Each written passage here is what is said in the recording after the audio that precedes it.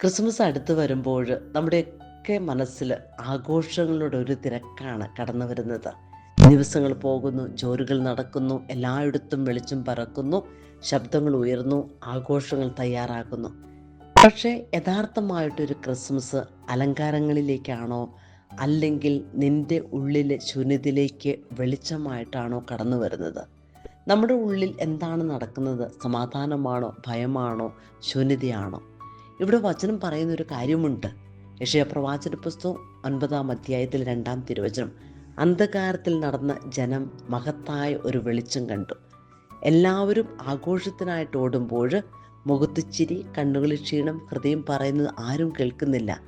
പക്ഷേ ദൈവം വരുന്നത് അലങ്കരിച്ച ഹൃദയത്തിലേക്കല്ല, തകർന്ന ഹൃദയത്തിലേക്ക്.